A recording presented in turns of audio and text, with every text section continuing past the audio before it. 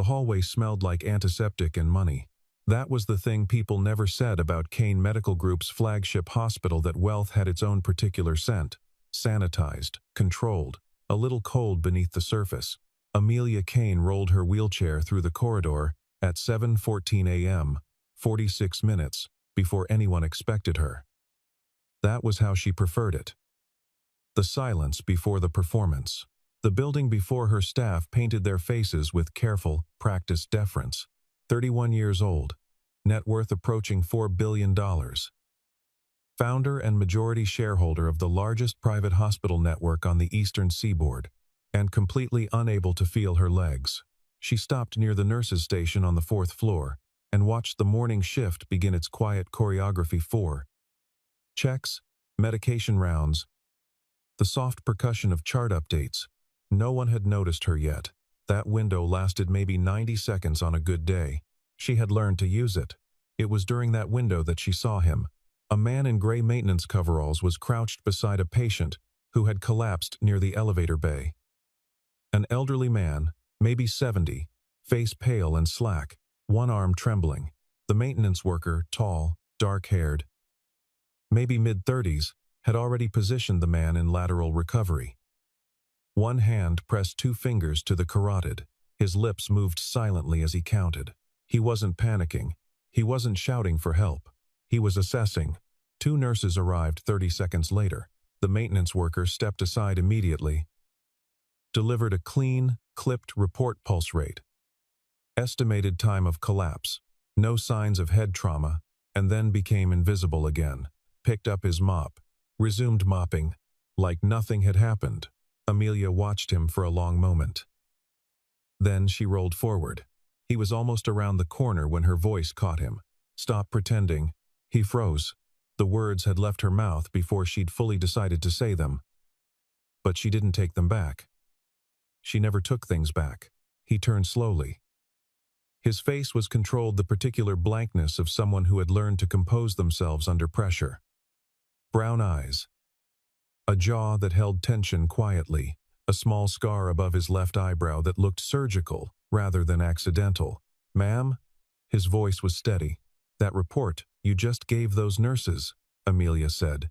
"You measured his pulse. You checked his pupils. You placed him correctly for aspiration risk." She tilted her head slightly. "That's not a mop and bucket education." Something moved across his face. Not fear, exactly. Something more layered. "I watch a lot of medical documentaries," he said. Amelia held his gaze for 3 seconds. Then she turned her wheelchair and rolled away. Behind her, she heard him exhale. His name was Ethan Cole. That much was in the employee file her assistant, Diane, pulled within the hour. Age, 34. Single father. Next of kin listed as one Lily Cole, age 7. The rest of the file was thin, in a way that felt deliberate. Previous employer. A cleaning contractor in Baltimore. Before that, a gap of 18 months. Listed as self-employed, and before that nothing. The record simply stopped, as though Ethan Cole had not existed prior to 3 years ago.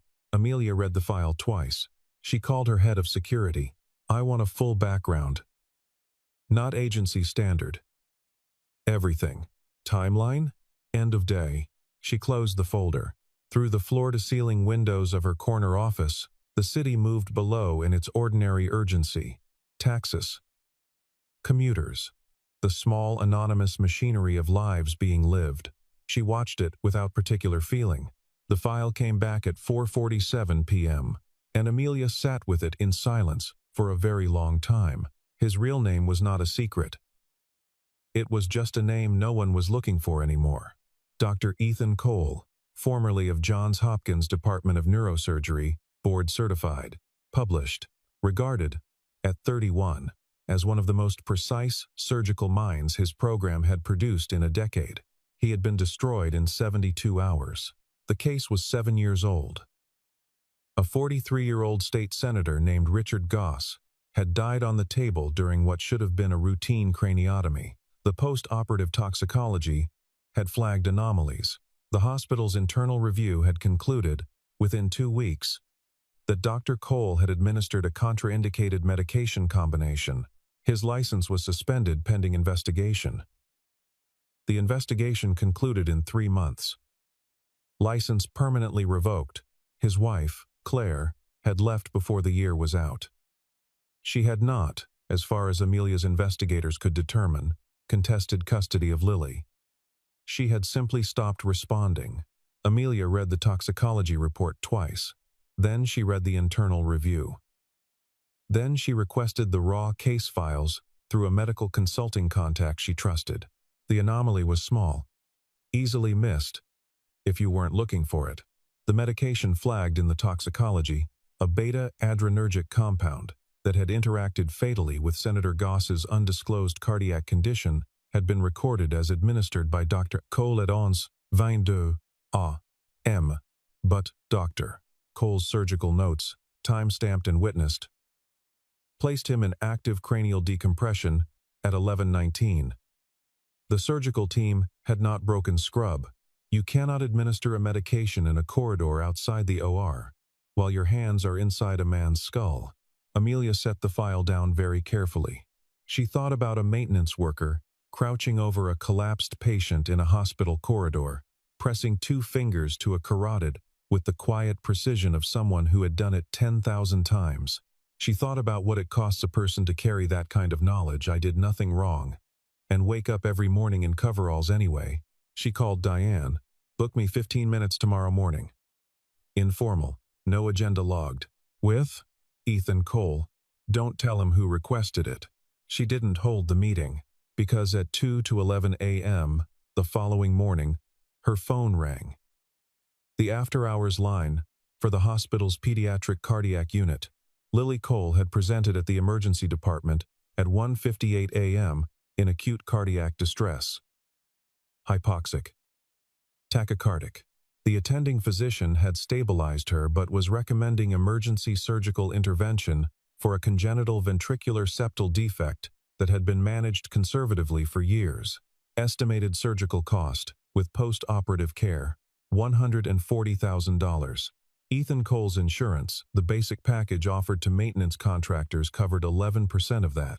Amelia sat in the dark of her apartment for a moment. Then she called her CFO's emergency line. Charged the Lily Cole surgical authorization to the Foundation's pediatric fund. No name on the authorization. Classify it as an anonymous donor allocation. A pause. Yes, Miss Kane. Tonight, before the morning billing cycle. She hung up. She did not go back to sleep. She sat instead, with the thing she had done, an act that was both generous and calculated, which was the only way she knew how to be generous, and she thought about a man crouching in a hospital corridor with the precision of someone who had spent a decade training his hands to do exactly that, and she thought about what it cost a person to know they could still do something they were no longer permitted to do. She knew something about that. For the first week after Lily's surgery, Amelia told herself she was simply monitoring an unusual employee situation. That was the language she used internally: monitoring, unusual situation, the vocabulary of a person who had learned to keep sentiment at a bureaucratic distance. She reviewed the security logs each morning. Ethan's badge records showed him arriving at 5:50 a.m. every shift and leaving at 3:30 p.m., precisely his contracted hours, not a minute over. In between, his patrol route curved, invariably, past the pediatric wing on the 5th floor. The system logged his badge swipe at the stairwell access point. 7:02 a.m., 11:14 a.m., 1:40, 7 p.m. 3 times a day, he was checking on her.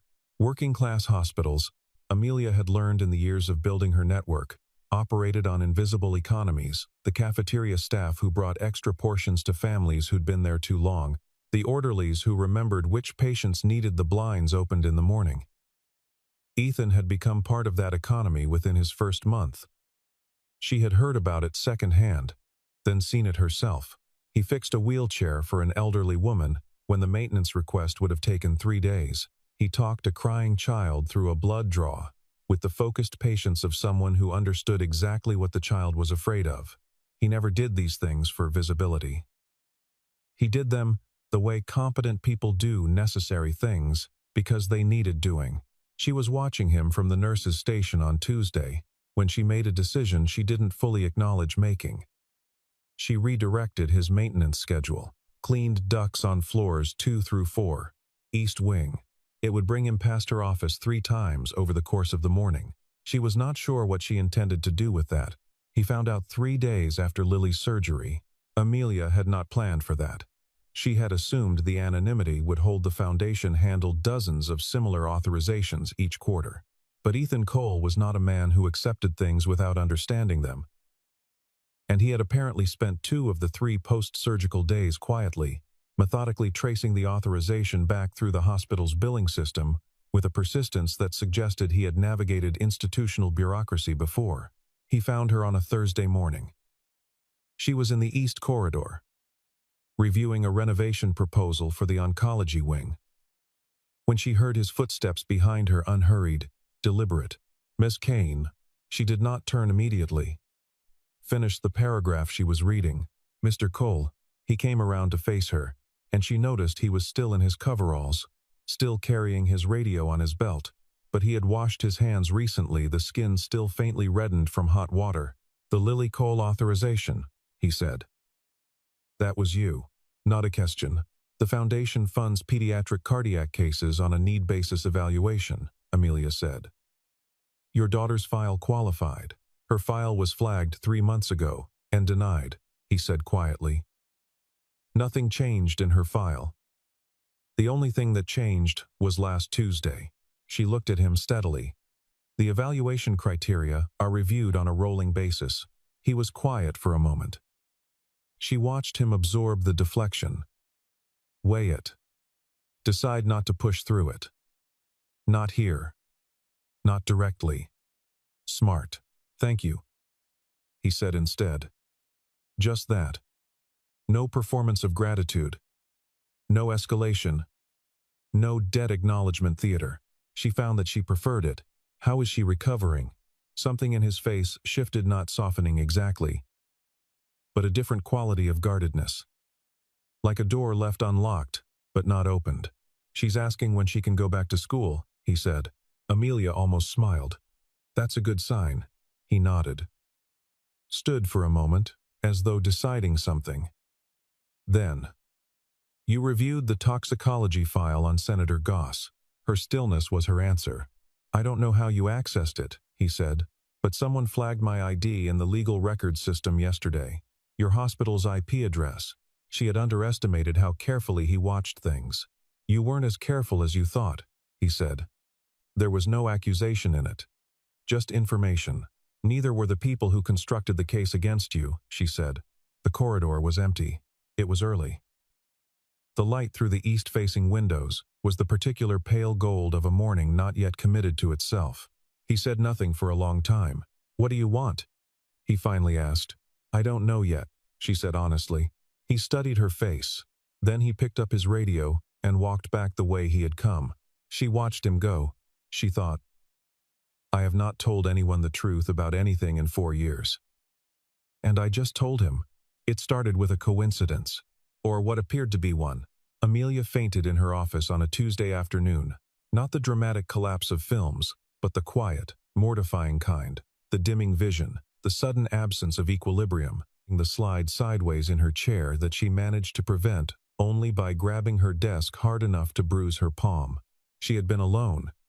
She had intended to remain alone, but Ethan Cole had come to her floor to repair a ventilation panel, and her door had been half open, and he had seen. He did not exclaim. He did not reach for his radio to call someone. He simply crossed the room in 4 steps, checked her airway, pressed 2 fingers to her wrist, and said, "Breathe out." Slow. She breathed out. Again. She did. "Have you eaten today?" "I don't remember." He opened the cabinet behind her desk with an ease that suggested he had noticed it before, found the protein bars her assistant left there, unwrapped one, and held it out. When she didn't take it immediately, he set it on the desk in front of her, and pulled back not to give her space, but to give her dignity. The specific withdrawal of someone who understood the difference. She ate half the bar. "When did the chronic pain start?" he asked. She looked up sharply. "You favor your right arm when you wheel," he said. Your left shoulder compensates. You've been rolling with slightly uneven pressure for months. That's a secondary spinal issue, not just the primary injury. He paused. Unless the primary injury isn't what the records say it is. The room was very quiet. She could have said, "That's none of your concern." She had said it to neurologists, to board members, to journalists, to her own mother. Instead, she said, "I was told I would never walk again, after the accident." What kind of accident? A car accident. 5 years ago. At what speed? She blinked. I don't 40 miles an hour, approximately. It was an intersection collision. T-bone impact? Which side? Driver's side. He was quiet for a moment. Spinal cord injuries from lateral impacts at 40 miles an hour typically affect the cervical or upper thoracic vertebrae. Your paralysis pattern bilateral, complete below L2, is more consistent with a compressive injury. Or a surgical one. She stared at him. "I'm not a doctor," he said carefully. "Yes, you are," she said. He didn't answer that. "Someone hurt you," she said. Not a question. Not for the first time. "Someone hurt you," he replied. It was the first time someone had said it aloud in 5 years. The first time the words had existed in the air between two people as a statement of fact, rather than a melodrama to be dismissed. Amelia felt something move in her chest that she did not have a name for. She did not cry. She was very proud of that. Her eyes, however, betrayed her. Ethan looked at the window and gave her the privacy of his profile for a moment. "The medication in your post-accident records," he said quietly. "The spinal stabilizer they used in the first 48 hours of treatment. Do you remember the name?" "Verospinal," she said. "They told me it was standard protocol." He said nothing, but she saw his jaw tighten. His name was Victor Hale, Chief Operating Officer of Kane Medical Group. 15-year veteran of the company. The man who had kept the board stable during the 18 months Amelia had spent relearning how to exist after the accident. The man who had been, in every public accounting, her most loyal ally. He had an office 3 floors below hers, with a view of the courtyard. He wore suits that were expensive without being conspicuous. He was 62 years old and looked younger, and he had the particular ease of a man who had never, in his adult life, needed to hurry. This was because Victor Hale had spent 40 years arranging the world so that it never required urgency of him. He did not solve problems. He predicted them, shaped the conditions of their arrival, and ensured that by the time they became visible, he was already positioned on the correct side of them. It was not intelligence. Exactly, plenty of intelligent people never learned this particular discipline. It was patience. The cold, structural patience of someone who thought in decades rather than quarters. He had identified Amelia Kane when she was 24, a graduate student with a management consulting internship and a talent for audit work that made her supervisors uncomfortable. He had offered her capital, mentorship, introductions. He had helped her build Kane Medical Group from a single acquired hospital in Baltimore into a network of 11 facilities across 4 states. He had also, during those same years, been quietly positioning those facilities to serve his other interests. The pharmaceutical procurement contracts, the trial authorizations, the steady, lucrative flow of data from thousands of patient files anonymized, technically compliant, and sold through 3 subsidiary entities to research aggregators who did not ask too many questions about provenance. Amelia had not known. She had trusted him. And then, 7 years ago, a junior audit manager had found an anomalous prescribing cluster in the Baltimore facility's records and escalated it to Amelia's office. Amelia had pulled the thread herself, quietly, not yet certain what she was looking at. The thread had led to Hargrove Therapeutics. The thread had led to Victor. She had not gotten far enough to know that. But she had gotten far enough to make Victor nervous. The car accident had been neat. A corrupted brake system, an insurance report that found no evidence of tampering, an intersection with a malfunctioning traffic camera that had been serviced 2 days prior. Dr. Ethan Cole's connection to the case was a useful coincidence that Victor had arranged to be more than a coincidence. Ethan had been preparing to publish data on Hargrove's adverse event suppression not from the same investigation, but an independent one, pieced together during his own research on post-operative spinal care. Victor had learned about the manuscript through a colleague on Ethan's institution's ethics board. The solution to both problems had been the same. The senator's death provided the mechanism, and Victor had provided the evidence that made Ethan its cause. Ethan had been 27 years old.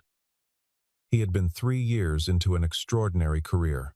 He had a pregnant wife and a future that looked, from the outside, like the clean forward trajectory of a man who would never need to hurry either. Victor had made a calculation. The calculation had held for 7 years. It had not accounted for a specific Tuesday morning, a maintenance worker crouching in a hospital corridor, and a woman in a wheelchair who noticed too much. Ethan had found the connection 11 days after the conversation in Amelia's office. He had been careful. Years of operating at the margins of institutional systems had made him methodical. He didn't access anything directly. He worked through public filings, through pharmaceutical licensing records, through the paper trail of a mid-tier drug company called Hargrove Therapeutics that had gone through 3 name changes in 8 years. Hargrove had manufactured Verospinal. Victor Hale had served on Hargrove's advisory board for 6 years, including the year Verospinal had been added to Kane Medical Group's standard post-trauma protocol. Victor Hale had also, 7 years ago, been on the oversight committee of the Baltimore Medical Ethics Board, the committee that had finalized Ethan's license revocation. Ethan had sat with that document for 2 hours before bringing it to Amelia. When he did, he slid a single printed page across her desk and stood back. She read it. "He was afraid of you," Ethan said. "Or afraid of what you were close to finding out. The verospinal data, the long-term spinal degeneration effects that Hargrove buried you, were auditing pharmaceutical contracts the year of your accident. I was looking for unnecessary prescribing patterns," she said. "Cost reduction. You would have found the adverse event data." She thought about a car accident at an intersection she had driven through 100 times. She thought about the specific, tidy way her injuries had been classified, managed, explained. She thought about a man who had watched her paralysis preserve his power for 5 years. "He used verospinal on me," she said. "After the accident, someone authorized a high-dose spinal intervention before you were conscious to consent. The dosage in your records is within protocol, but there's a note 1 line, partially redacted from the attending physician. He flagged the administration as atypically aggressive and was overruled." "By whom?" Ethan set a second page on the desk. Victor Hale's signature, dated 5 years ago. "He doesn't know we have this," Ethan said. "No," Amelia said. "He doesn't." She looked at the signature for a long time. "He'll find out we're looking," she said. "Probably. We should move faster than he expects." Agreed. It was the first time they had said we. Neither of them mentioned it. There were 11 days between finding the document and everything catching fire. In retrospect, Amelia would think of those days as something close to ordinary. Close to peace. She had not known that peace had a texture. She would have said, before, that it was simply the absence of crisis. She learned during those 11 days that it was more specific than that. It was the presence of something unremarkable, a cup of coffee at the right temperature, an unscheduled hour, a conversation that went nowhere important, and that was, precisely because of this, entirely restful. Lily was discharged on a Friday. She was small for 7, slight-boned, with her father's brown eyes and a seriousness that was undone completely by her laugh, which was sudden and startling and whole-bodied. She had opinions about hospital food, insufficient dessert options, about the color of the pediatric ward walls. Orange was a bad choice, and she would like to speak to whoever decided that, and about Amelia, whom she assessed within 40 minutes, with the thoroughness of someone who had learned early that adults required careful evaluation before trust could be extended. "You don't talk to me like I'm sick," Lily explained. When Amelia asked what had prompted this assessment, "You're not sick," Amelia said. "You had a mechanical problem. It's been fixed. Dad says that too." Lily tilted her head. "He says the heart is just a pump. He's right. He knows a lot about hearts." A pause. Lily picked at a thread on her hospital blanket. "He cries, sometimes. When he thinks I'm sleeping." Amelia looked at the girl for a moment. 7 years old. sitting cross-legged on a hospital bed, reporting this not as a wound but as information. Evidence of care, filed as such. That means he loves you very much, Amelia said. I know, Lily said, uncomplicated. Does anyone love you that much? The question was delivered without cruelty, which made it, somehow, more difficult to absorb. Children ask things with the straightforwardness of people who had not yet learned that some questions were not supposed to be asked. Amelia thought about whether to deflect, and then thought about the girl's matter-of-fact accounting of her father's grief, and decided that deflection would be a kind of disrespect. I'm working on it, she said. Lily seemed to find this satisfactory. She returned to her thread-picking with the air of someone who had received a reasonable answer and filed it appropriately. Ethan came to the hospital on a Saturday morning, off schedule, with 2 cups of coffee. He knocked on her office door. When she said, "Come in," he handed her one of the cups and sat in the chair across from her desk without waiting to be invited the first time he had done that. Lily thinks you're secretly a princess, he said. Based on what evidence? The office. The way people talk around you. He looked at her steadily. She's not entirely wrong. I'm not a princess. No, he said. Princesses wait to be rescued. She looked at him. He looked back. The morning light was gray and rain waited outside the window, and the office was warm.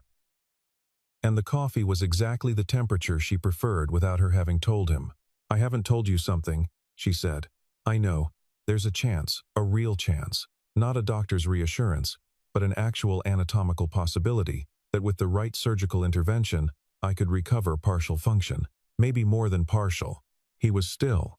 The verospinal damage is extensive but not complete. There's residual signal. My own neurologist found it 18 months ago, and I told him not to pursue it. Why? She thought about how to answer that. Because I had spent 4 years building something that required me to be exactly who I was, and if the surgery failed, if I went through it, and it didn't work, I thought it would break something I couldn't rebuild. And now, she wrapped both hands around the coffee cup. Now, someone is trying to take the company from me anyway. So the math has changed. He leaned forward, elbows on knees. If you want, I can review the imaging. Tell you what I see. You're not licensed. I know what I'm looking at. She held his gaze. Then she opened the bottom drawer of her desk and set a manila folder on the surface between them. He opened it. He was quiet for a long time. She watched his eyes move across the imaging. His face doing the particular, focused thing it did when he was processing. This is from 18 months ago? He asked. Yes. You should have had surgery 14 months ago. I know. The window isn't closed, he said. But it's not wide open either. She nodded once. He closed the folder carefully. Set it back on the desk. Did not push. Did not offer a speech about hope or courage, or any of the words that people had been lobbing at her for 5 years. He said, Tell me when you're ready. I'll be there. She looked at him. She thought, I have been very alone for a very long time. The video arrived on a Wednesday. It was sent to her private email, not her corporate address. But the one only 12 people had access to. 15 seconds of security footage, time-stamped 3 weeks prior, showing Ethan Cole entering a building on North Meridian Street at 9 p.m. That building, the accompanying message noted, was the registered address of Hale Capital Partners, Victor Hale's private investment entity. Beneath the footage, a single line. He has been working with Victor from the beginning. Amelia watched it 3 times. She knew about confirmation bias. She knew about manufactured evidence. She had spent 5 years in a world where information was weaponized as casually as furniture was rearranged. She knew all of that. And still, there was a specific kind of wound that reactivated old ones. She understood this in theory. She had read enough psychology, in the sleepless months after the accident, to understand how trauma recycled itself. Trust extended, trust broken, the body learning to treat all extension of trust as a precursor to the break. She understood the mechanism. Understanding a mechanism did not make it stop working. She thought about a man who had known, somehow, where her coffee cups were. Who had come to her on a Saturday with 2 cups, already the right temperature. Who had access to the billing system, to her floor, to her schedule, who had found the incriminating document with an efficiency that she had called methodical, and that she now asked herself whether she had only called that because she had wanted it to be that. She had let him in. That was the truth she kept turning over. She had let him in across every barrier she had maintained for years. And she had done it faster than she had allowed herself to acknowledge. And she had told herself it was controlled, supervised, strategic, that she was the one observing, the one with information advantage, the one in charge of what was permitted, when in fact she had simply wanted to believe in him and had constructed the architecture of analysis around that want. She thought about being alone for 5 years and what it had cost her, the accumulated weight of it, and how much she had wanted, not needed, wanted to believe that this one person was exactly who he appeared to be. The old fear was not of him specifically. It was of herself. Of the version of herself that wanted things and therefore became vulnerable to the people who offered them. She called her head of security at 10:47 p.m. "I need a termination action prepared for Ethan Cole. First thing tomorrow." A pause on the line. "Understood. And I need his building access revoked tonight." "Yes, Miss Kane." She put the phone down. She sat in her apartment in the dark for a very long time. She did not review the video a fourth time. She already knew on the level below conscious thought, in the wordless place where people know things they cannot yet afford to know, that the footage was constructed. The timestamp was too clean. The angle was too useful. Real evidence of betrayal looked like confusion, not like a package.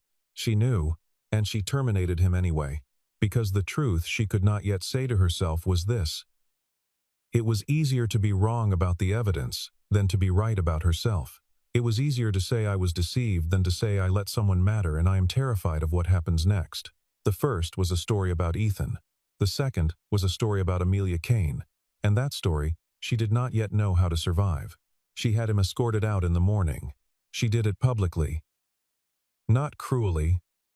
She was not cruel. She was careful. There was a difference, but there were witnesses, because witnesses made reversals impossible. And she needed it to be impossible. She needed to close the door. Ethan said her name once. Amelia. She had told him to call her by her name 2 weeks ago. The memory of that felt like something sharp. "Don't," she said. He looked at her face for a long moment. And she thought he was going to argue. And she readied herself for it. But he didn't. He nodded. Once. Slowly. The particular nod of someone setting something down carefully so it doesn't break, and walked out. Lily was in the pediatric wing for a follow-up appointment. Amelia did not go to see her. She went back to her office and sat in her wheelchair in the gray afternoon light and did not call anyone. The company moved on around her, as companies do. Victor moved fast once he thought the obstacle was removed.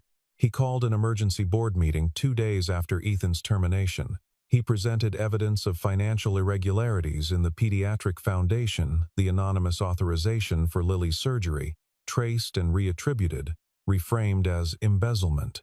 He proposed a forensic audit and a temporary governance transfer. 4 board members voted in support. 3 hesitated. Amelia said nothing during the meeting. She watched Victor's face as he spoke, the measured delivery, the practiced regret, the particular performance of reluctance that people use when they intend to be blamed as little as possible for something they chose entirely, and she felt, beneath the cold analytical observation, something simpler, something that did not have a corporate language. She had trusted him. For years, she had trusted him. Not with her heart, she had been too careful for that, but with the thing that mattered more in her particular life. Her work, the hospital network she had built, the 40,000 patients it served annually, the pediatric fund. The oncology wing renovation, that was 3 months from completion. She had trusted him with all of it, had treated his presence as a structural feature of the institution rather than a variable within it, and he had spent 15 years stealing from her. Not money, which she had more of than she could spend in 2 lifetimes. He had stolen the clean version of the thing she'd built. The version in which everything was what it appeared to be. She understood, sitting in that boardroom, that she was angrier than she had been about anything in a very long time. Not the cold, managed anger she was accustomed to, the kind she used as a tool, but the other kind. The kind that came from somewhere that predated strategy. She had been wrong about Ethan. She had been catastrophically, willfully wrong. And she had known it the moment she made the call. She had known it, and done it anyway, because being wrong about something smaller felt survivable, and being wrong about something larger did not. She went back to her office and sat with that for 4 hours. Then her phone rang. It was Ethan. She almost didn't answer. She answered. "Lily's gone," he said. His voice was the flattest she had ever heard it. She was at the hospital for her follow-up. "She's gone." The world rearranged itself.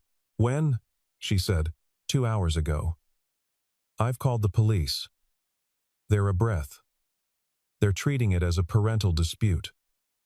They think Claire, it's not Claire." A silence. "No," he said. "I don't think so either. They found her in 6 hours. Not the police. Not a search team. Amelia. Working through the hospital's server access, with a coldness that surprised even her, and Ethan, who knew Victor's operational patterns better than Victor knew he did. Victor had held 2 pharmaceutical trial sites under subsidiary names. One had been decommissioned the previous year. Its lease, however, hadn't expired.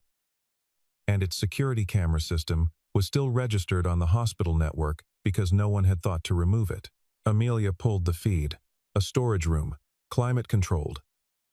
Lily, sitting against a wall, arms around her knees, visibly frightened but unharmed. A guard outside the door. "East Warehouse District," Ethan said, reading the address from the building registration. 12 minutes. "I'm calling the police first." "Yes." "Then we're going." "Yes." She said it and meant it.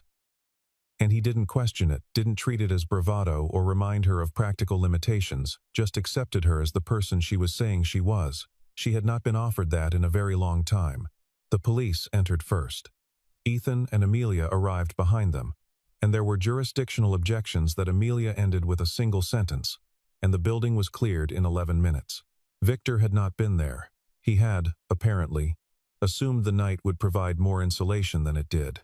Lily ran to Ethan and buried her face in his chest and did not make a sound, which was somehow more frightening than crying would have been.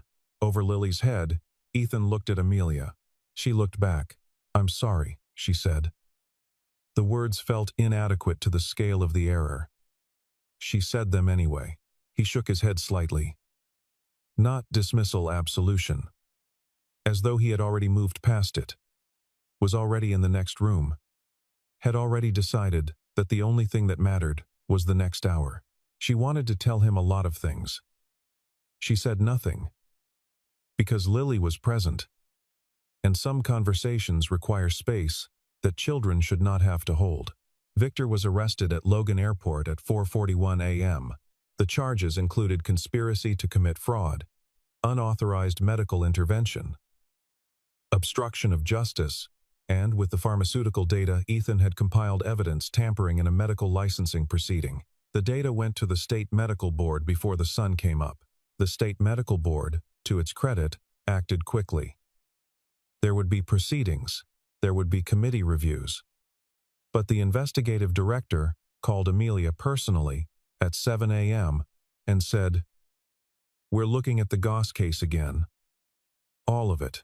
She said, "I know what you'll find." He said, "I think we do too." She hung up. The hospital was beginning to wake around her. Morning shift, the ordinary machinery of care and attention, and the careful, persistent work of keeping people alive. She had built this place, or rebuilt it, or insisted it become something better than it had been. She sat in her wheelchair in the corridor where, months ago, she had told a stranger to stop pretending, and she looked out at the morning. Then she did something she had not done in 18 months. She called her neurologist. The surgery was scheduled 6 weeks later. In the intervening time, 3 things happened. First, Ethan Cole's medical license was reinstated. Not provisionally, not with conditions reinstated, with a formal letter from the state board acknowledging procedural failure and institutional negligence in the original proceeding. The letter was 3 paragraphs. It did not say "we're sorry," because institutions rarely do. But it said we were wrong. And for Ethan, after 7 years, that was enough. He read it in the pediatric ward, sitting beside Lily, who was drawing elaborate diagrams of what she planned to do when she was a veterinarian. He folded the letter carefully and put it in his pocket and looked at the ceiling for a moment. He breathed in through his nose. He thought about a version of himself at 27, standing in a hospital corridor, understanding that everything was ending and not knowing what came next. He thought about that person with something between grief and tenderness, not pity, recognition. Lily, without looking up from her drawing, said, "Good news?" "Yeah," he said, "good news." She nodded, satisfied, and returned to her veterinary schematics. Second, Amelia restructured the Kane Medical Group board, removed the 4 members who had supported Victor's governance motion, and appointed 2 physician researchers and a patient advocacy director to replace them. She made it public. She made it unambiguous. Several financial analysts described the restructuring as aggressive. She found she did not particularly mind. She also established the Lily Cole Cardiac Fund, not named for publicity, not named for sentiment, but named because when she had asked Lily what she wanted her legacy to be, Lily had thought about it with the seriousness of a philosopher and said, "I want other kids not to be scared like I was." Amelia had thought, yes, exactly that. The fund was capitalized at $40 million in its first year. Amelia made no announcement about where the seed capital came from. People speculated. She let them. Third, she told Ethan everything she hadn't told him. The details of the accident she had never shared with anyone. The specific night, 5 years ago, when she had driven home from the office with a preliminary audit report on her laptop that named Hargrove Therapeutics and 3 anomalous prescribing clusters and the intersection where everything had stopped. She told him in the hospital garden, on a Tuesday afternoon in early October, when the light had that particular quality of warmth that belongs only to days with no appointment on the calendar. The garden had been her project. She had insisted on it during the last renovation. A real garden with actual soil and seasonal plants and benches that were at the right height for someone in a wheelchair, though she had never publicly acknowledged that specific design consideration. He listened. He did not interrupt. He did not offer the phrases people reach for when they don't know what else to do. "That's terrible. I'm so sorry. I can't imagine." When she finished, he said, "You built all of this while carrying that. I didn't know what else to do." "Yeah," he said. "I know." They sat in the quiet for a while. A pigeon landed on the bench opposite them, reconsidered, and left. Somewhere beyond the garden wall, a delivery truck was maneuvering in the service lane, the ordinary sound of the world continuing regardless. "I was wrong about you," she said. "In the worst possible way. At the worst possible moment. You were working with incomplete information," he said. "You made the call you thought protected Lily. That's generous. I'm not being generous. I'm being accurate." He turned to look at her. "You are possibly the least generous person I have ever met. It's one of the things I trust about you." She looked at him. He looked back. There was, in his face, the particular expression she had catalogued over months, not warmth, exactly, which could be performed, but something more structural, the look of someone who had decided to be present and meant it completely. "I would like to be there," he said, "for the surgery. If that's—" "Yes," she said. Before he finished the sentence, a beat.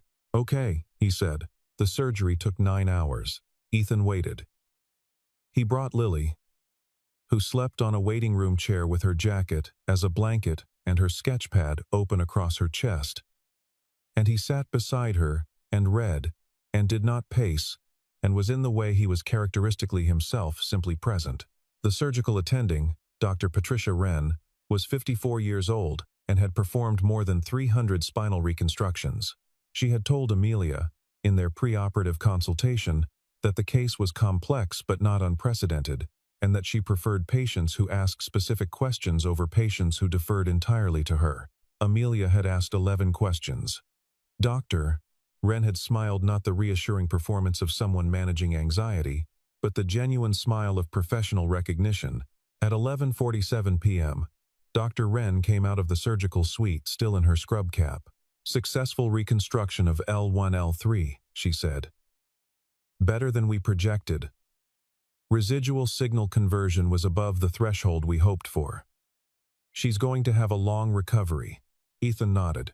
"But you should know," the surgeon said. "There's every reason to expect significant functional return. She'll work hard for it. But the architecture is there." He thanked her. He sat back down. He put his hand over Lily's without waking her. He looked at the ceiling for a while, at the fluorescent light and the acoustic tile and the ordinary institutional indifference of a hospital waiting room at midnight. He thought about 7 years of waiting rooms for hearings, for insurance reviews, for Lily's cardiac evaluations, for decisions made by institutions about his life. He had always sat in those rooms alone. He thought, not this one. The first steps came 3 months later. Not dramatic steps, not a triumphant crossing of a room, not a moment staged for anyone's observation. 2 steps, then 3, then 4, holding the rail of the parallel bars in the rehabilitation suite on the hospital's 3rd floor, with a physical therapist named Marcus who had the patience of geology and the specific talent for knowing when to encourage and when to simply wait. Ethan was there. He didn't make a sound. He just watched, with the particular stillness of someone witnessing something they have been waiting for, without admitting they were waiting. She made it to the end of the bars and turned around. He said, "How does it feel?" She considered the question seriously. She thought about the sensation, not comfortable, not clean. The complex protest of muscles that had been quiet for 5 years relearning their purpose, and she thought about the right answer, which was not about the physical sensation at all. "Like something I forgot I was allowed to want," she said. He crossed the room and she let him. And it was not a movie moment, no swelling music, no perfect lighting. Just the ordinary reality of 2 damaged people standing in a rehabilitation suite on a Tuesday morning, choosing, quietly and without theater, to be in the same place at the same time. She thought, this is what the other side of it looks like. Not healed, not fixed, just continuing. She thought, I'll take it. The last evening of that year, Lily sat at the kitchen table in the apartment Ethan had rented, larger than the previous one, in a neighborhood with a park and a school 3 blocks away, and a coffee shop on the corner that Lily had already decided was her favorite, because the owner kept a bowl of dog biscuits by the door for the neighborhood animals and colored with great concentration, while Ethan cooked and Amelia sat at the table with a contract she was reviewing, her wheelchair folded and leaning against the wall with the ease of something that had found its proper proportion. She had been working on partial weight-bearing for 2 months. Some days were better than others. She had stopped tracking the averages because Marcus had told her that tracking averages was how people learned to be disappointed, and she had found this advice so unexpectedly correct that she had started paying him significantly more. Lily finished her drawing and pushed it across the table without preamble. It was 3 figures. A tall man with dark hair, a woman not in the wheelchair, standing, though the chair was in the background, small and incidental, and a small girl between them. Above them, in Lily's looping, deliberate lettering, "My family." Amelia looked at it for a long time. The woman in the drawing was standing. Lily had drawn her that way, without being asked, without knowing whether it would be true, as a simple statement of what she believed. 7-year-olds had a talent for confidence that most adults spent the rest of their lives trying to recover. From the kitchen, Ethan said, "Whatever she drew, don't encourage it. She'll be insufferable." "Too late," Amelia said. Lily looked up with her whole face that startling, sudden smile that collapsed her seriousness into pure delight and said, "Are you going to stay? For always?" Amelia set the drawing down carefully. She looked at Lily. She thought about the question with the seriousness it deserved, which was considerable. She had never answered a question this consequential, with anything less than precision. And she was not going to start now. "I live here now," she said. "Is that enough?" Lily thought about it, tilted her head, appeared to consult some internal framework for evaluating the adequacy of responses. "Yeah," she said. "That works." Outside, the city moved in its ordinary way, lights, traffic, the small collective hum of lives proceeding. Amelia could hear it through the window. She had always heard cities as demanding, as requiring something from her. presenting themselves as a problem to be solved. Tonight, it sounded like company. Ethan set a plate in front of her without asking if she was staying for dinner. Because she was staying for dinner, because this was where she was, and that had become, quietly and without announcement, a fact. She picked up her fork. The three of them ate. Outside, the city kept going, indifferent and alive. The way cities are full of people learning. Slowly and imperfectly and without sufficient credit. The hard and ordinary work of staying.